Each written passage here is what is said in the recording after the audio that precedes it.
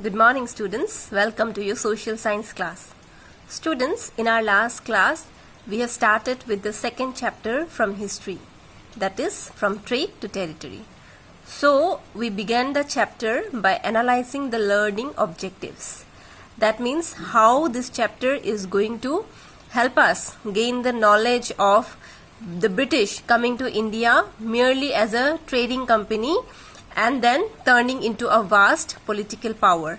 This chapter is also going to help us gather the knowledge of how the British turned into a vast administrative structure and how they developed their own colonial armies. After analyzing the learning objectives, we introduced ourselves to the chapter. We began by knowing that Aurangzeb was the last powerful Mughal emperor. But after his death, unfortunately, what happened? The Mughal officials and Jamindars started splitting the Mughal kingdom into various small regional kingdoms. This was done mainly in order to have their own separate kingdoms. So students, meanwhile, the British East India Company, that means the English East India Company, acquired a charter from Queen Elizabeth I that granted them the sole right to come and trade in India. It means that they did not have to fear of any kind of competition from any other rival trading companies. But students, this charter that the East India Company acquired from Queen Elizabeth I could not prevent the other trading companies to enter and trade in India. In fact, the Portuguese had already established their power in India even before the East India Company could enter India. In fact, the sea route to India through the Indian Ocean was explored by one of the Portuguese explorer itself. His name was Vasco da Gama, and he explored the sea route in the year 1498. So students, the Portuguese was one major rivals of the East India Company, and not only the Portuguese, in fact the Dutch and the French were also interested, and they were in fact finding out ways to come and trade in India. This is mainly because of the vast resources that were available with India at that time, because India had plenty of finer quality of cotton and silk textiles, the various spices such as pepper, cloves, cardamom, cinnamon, etc. So these trading companies basically thought that they could purchase these items from India at a lower price, and they could then sell these items in their own country at a higher price. So this is the main idea of the mercantile trading companies. But students, on their way, they feared a lot of competition, because all the companies, the Portuguese, the Dutch, the French and the East India Company, were fighting amongst each other to carry these goods from India. So they adopted various unfair and illegal measures to prevent their rivals from taking the supplies of goods. For example, they sank each other's ships, they blocked the routes, they even used arms in trading, and in the process they even built forts to prevent their rivals from taking the various supplies. And students, this process of fortification led to a serious conflict with the local Nawabs and the Rajas as well. So students, because of all these things, it became very difficult to separate trade from politics. Trade and politics got mixed up. So this was the beginning of the chapter from trade to territory. Today we shall proceed with the next topic, how the East India Company expands their trade in India. So students, let us now begin with our today's class. So students, till now we have come to know how the East India Company entered into competition with other trading companies such as the Portuguese, the Dutch and the French, and how trade turned into politics. So students, today let us begin with the topic East India Company begins trade in Bengal. So students, after much battle with the other trading companies, the East India Company set up its first base, or we can say the foundation or its headquarter, in the bank of river Hooghly in the year 1651. So this is a very important point. A question might come related to this, that where did the East India Company first set up its base? So it was set up in Hooghly when? In the year 1651. So students, at that time the company's traders were known by a word, factors. So the factors or the company traders started working from the base which was there in the bank of river Hooghly. And also students, a fort was built around the settlement to protect their trade. And with the expanding of trade, the company started persuading or convincing the merchants and the traders to come and settle near the factory, so that it will become easier for the company to trade from a nearby place. Students, the company later on started adopting various unfair or illegal measures to expand their trade. So the various things that the company did, where it started bribing the Mughal officials to give them the zamindari rights over 3 villages. The company wanted to have zamindari rights so that it can have a greater amount of land for itself, so that it can expand its trade. So the company started bribing the officials, the Mughal officials, to give them the zamindari rights so that they can capture 3 villages to expand their trade. And students, one of this village was Kalikata, which is now known as Kolkata. Okay, so one of the villages that the company wanted the zamindari rights over was Kalikata, the present Kolkata, that means. So students, it even tried to convince the then Mughal emperor Aurangzeb to issue a farman, okay, so that they can have the right to trade without paying any taxes, so that they can have the right to trade duty free. Farman means a grant or a permission. It is basically an Urdu word. Okay, so the company even tried convincing Aurangzeb to provide them with a farman, which will allow them the right to trade without paying any taxes. That means to trade them duty free. Also students, this is not the only measure that was adopted by the company. The company even went on pressurizing for more concessions and privileges. They wanted more and more. They were not satisfied with what they got. For example, the farman that was issued by Aurangzeb granted them the right to trade without paying taxes, but they were not satisfied. They started carrying on trade privately without the knowledge of the Mughal rulers. So what happened? They were carrying out trade privately, for which they were expected to pay duty, right? The farman only allowed them to trade duty free, but they were trading privately. For that they were supposed to pay taxes, but for that also they refused to pay taxes. So what happened? This refusal to pay taxes led to a loss of lots of revenue for Bengal. So the company started adopting various unfair and illegal measures to expand their trade, and this even led to the loss of lots of money or lots of revenue for the Bengal rulers. So all these activities of the company, that is the East India Company, angered or it infuriated the Bengal Nawabs. So what happened? Slowly and gradually the conflict between the company and the Nawabs started taking place.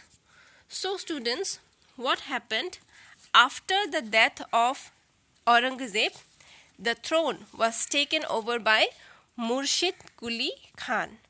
And after Murshid Quli Khan, it was taken over by Alivardi Khan. And after Alivardi Khan, it was taken over by Sirajud-Dowla. So students, you kindly try to memorize this sequence, okay? So at the time, the East India Company entered India. The Nawab of Bengal was Aurangzeb. After his death, Murshid Quli Khan became the ruler. After his death, Alivardi Khan, and after his death, Sirajud-Dowla was the ruler. So all these the time when all these activities were going on, Sirajud-Dowla was the Mughal emperor at that time. So students, all these Mughal rulers were very powerful, and none of them agreed to the concessions or the privileges that were demanded by the company. So students, various steps were taken from both sides. That means from the side of the company as well as from the side of the Nawabs. So let us assess or let us analyze the steps taken by the Nawabs. So students, as I have already told you, none of the Nawabs agreed to the demands of the company. So they refused to grant them any kind of concessions or privileges. Also students, these Nawabs, basically Sirajud-Dowla was the Nawab at that time, they demanded for larger tributes in order to give the company the right to trade. Also, they denied the company the right to mint coins. At that time, students, there was this system of minting or issuing coins. So the company also wanted to issue coins of their own, but the Bengal Nawabs disagreed to their demand of minting coins. Also, they stopped this company to build forts. Okay, they even stopped the company from building forts.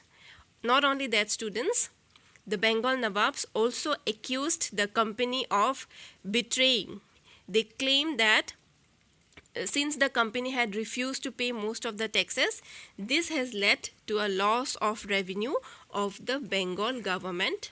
Also, the Bengal rulers claimed that the company used to write disrespectful letters to them and tried to humiliate the Bengal Nawabs and the officials. So these are the steps taken by the Bengal Nawabs, and this is how they tried to cut the trade of the East India Company.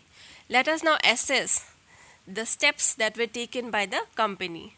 So the company was also known as, students, the company, it went on to reveal the unjust or the unfair demands that were made by the Bengal officials, okay, that were made by the Mughal officials that were ruining their trade. So the company also went on to reveal that they were being demanded unjust or an unfair way by the Bengal officials, and that was ruining their trade.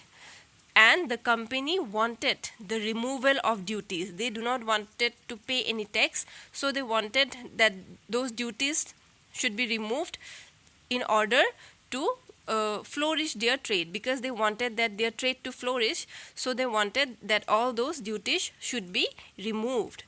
The company even tried to convince the Nawabs to enlarge their settlements, to give them greater space, to give them more villages so that they can rebuild their forts and so that they can expand their trade. So these were the steps taken by both the company as well as the Bengal Nawabs. So all these steps taken by both parties led to a serious battle which is known as the Battle of Plassey. So students, during that time, Sirajud-Dowla was the Mughal emperor, and Sirajud-Dowla was a very powerful Mughal emperor who did not agree to any of the demands of the company. So the company found it very difficult to expand their trade during the rule of Sirajud-Dowla.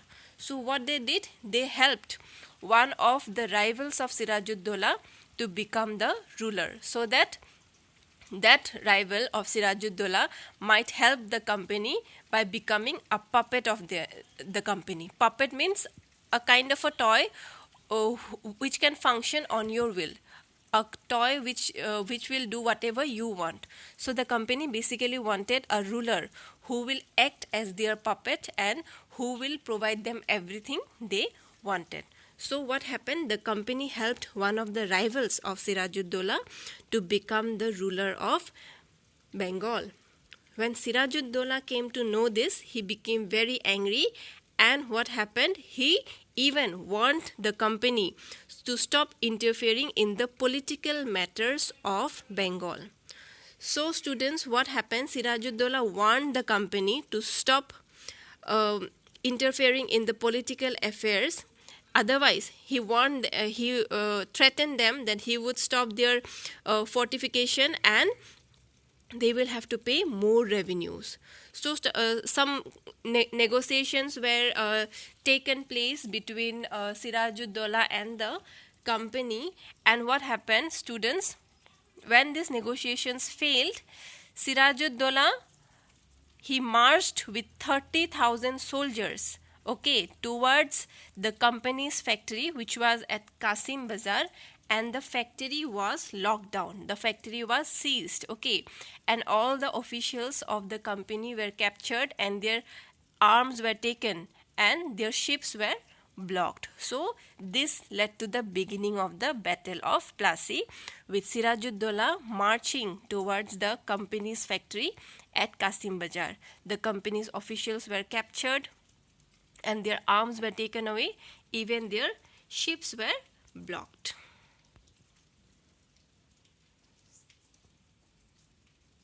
So students, on hearing the news of Sirajuddaulah marching towards their factory at Qasim Bazar, the company officials too sent their armed forces under the command of Robert Clive. So Robert Clive was the British commander at that time. So under the command of Robert Clive, the company too sent their armed forces to fight against Sirajuddaulah. So before beginning the fight, they made some concessions. They tried to make some concessions, some negotiations, but it did not turn out into reality. It did not work. So after all these failed concessions, the company finally in 1757 led its army against Sirajuddaulah at Plassey. So when the negotiations failed, the company had no other option but to attack Sirajuddaulah by leading its army.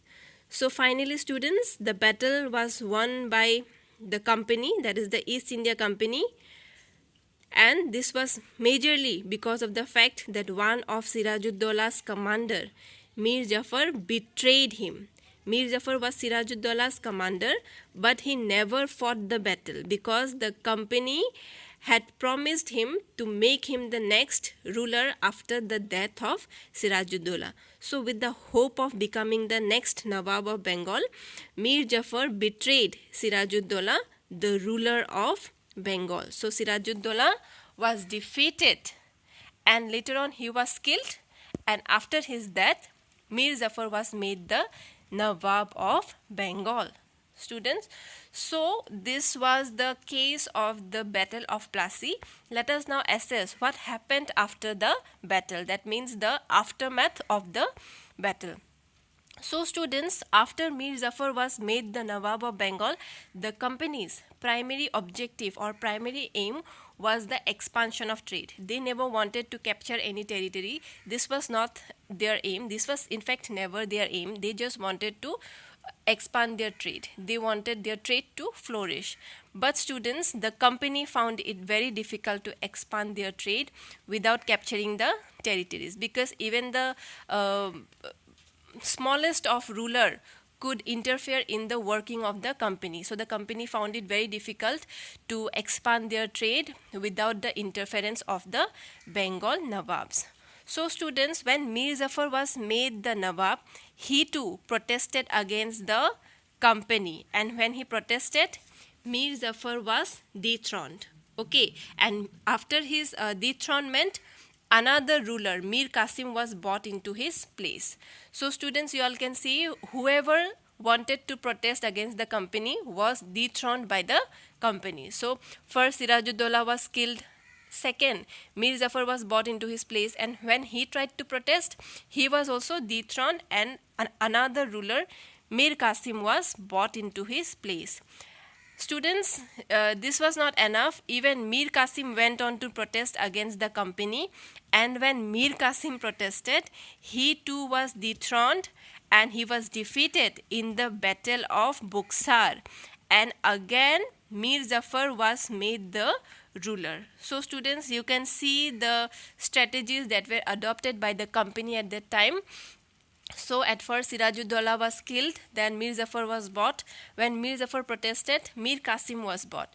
When Mir Qasim protested, again Mir Jafar was bought, but this time Mir Jafar was bought on the condition that he had to pay the company a tribute of rupees 5 lakh every month to meet its various expenses. For example, to finance its wars, to meet its various trade expenses, etc. etc. So Mir Jafar was again made the ruler of Bengal, but he had to pay a sum of rupees 5 lakh every month as a tribute to the East India Company. So students, as the trade expanded, the company's need for revenue started increasing. The company's demand for money started increasing. So this made the company capture more and more territories. The company was never satisfied. Its greed went on increasing. The company wanted to expand its trade more and more, so it wanted to capture more and more territories. So students, when Mir Jafar died in 1765, the company changed its mood, and then the company decided that instead of defeating the Nawabs, that they themselves should become the Nawab. So this constant war between the Bengal Nawabs and the company made the company change their mood. And after the death of Mir Jafar in 1765, the company decided that instead of defeating the various Nawabs, they themselves should become the Nawab. So in this way, the company decided to take over India. In this way, the company decided to rule over India. So students, after the death of Mir Jafar in 1765, the company was appointed as the Diwan. Diwan means the main administrative office, or you can say the main finance office, okay, the main accounts office, where all the accounts are taken care of, where all the issues related to money or finance are taken care of. So the company was made the Diwan, and when it was made the Diwan, it means the company was allowed to use all the resources that was available in Bengal. So the company indirectly got the right to use all the vast resources that was available in Bengal at that time. So students, what the company did, the company started using the resources.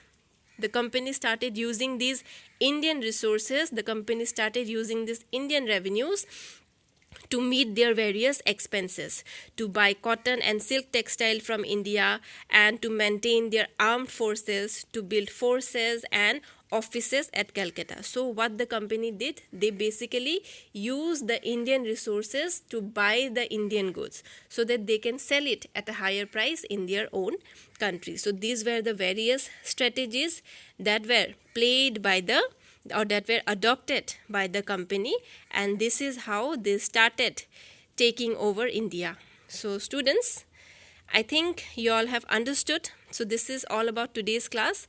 So before signing out, let us do a quick recap of what we did in our today's class. Okay, so students, today we started with the concept of how the East India Company began its trade in Bengal. We came to know that at the very beginning, the company set up its base in the bank of river Hooghly. The company tried to make various concessions, various privileges. That company tried to avail various privileges, but when it failed, what happened? The company went on to start a conflict with the Bengal Nawabs. So students, what happened when Sirajud-Dowla was the ruler of Bengal, he never agreed to any of the demands that was made by the company. So what happened? The company decided to help one of the rivals of Sirajud-Dowla to become the ruler, so that he can act as a puppet of the company and agree to whatever the company wants. So this led to a war between Sirajud-Dowla and the company that is known as the Battle of Plassey. So Sirajud-Dowla was defeated in the battle because one of his commanders, Mir Zafar, betrayed him with the hope of becoming the next Bengal ruler. So the company's primary objective was the expansion of trade, but the company found it very difficult to expand their trade without capturing the territories because of the constant interference which was made by the Bengal rulers. So when Mir Zafar protested, Mir Qasim was brought into his place. When Mir Qasim too protested, Mir Zafar was again made the ruler on the condition that he has to pay a tribute of rupees 5 lakh every month. So students, meanwhile, after the death of Mir Zafar, the company finally declared its intention of becoming the Nawab or the intention of becoming the ruler of India. So students, finally in 1765, the company was made the Diwan. So it meant that the company could now have the right to access or the right to use all the vast resources of Bengal. So by using those resources, the company started meeting its various expenses. For example, buying cotton textile, maintaining its armed forces, setting up of forts, then setting up of its offices in Calcutta. So this is how the company started capturing India. So students, I hope you all are clear. I hope you all have understood how the company went on to take over India. In case you have any difficulty or doubt, as I say always, please reach out to me. You can call me or you can even message me. I'm always there to help you. So students, with this, let us end today's class here. See you all in your next class. Thank you. Stay safe and have a nice day.